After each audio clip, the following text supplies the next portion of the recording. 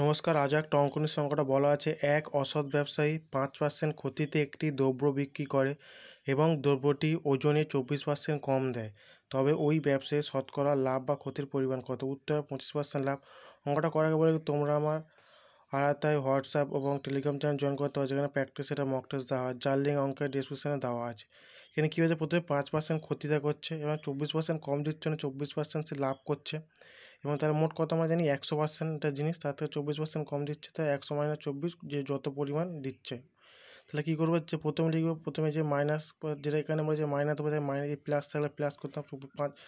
যদি বলতে এখানে 5% লাভে বিক্রি করছে, তাহলে 5 প্লাস 5 লিখতাম, কিন্তু এখানে কী করছে 5% ক্ষতি, তাই করবো -5 প্লাস, বা এটাই দিই প্লাস, কী করবো 24% কম দিতে প্লাস 24, তাহলে ইন্টু কত করবো 100 বাই কত করবো যত পার্সেন্ট পরিমাণ দিচ্ছে। তাহলে 100 ছিল, সেখানে কত 24% কম দিচ্ছে, মানে 100 - 24, তাহলে কী করবো 19, এটা 5 -5 আর প্লাস 24 করলে প্লাস 19 বাই 76, 100, 19 একে 19, এই সমাধান করি 4 - 19 76, 4 100, 4 একে 4, 4 - 25 100,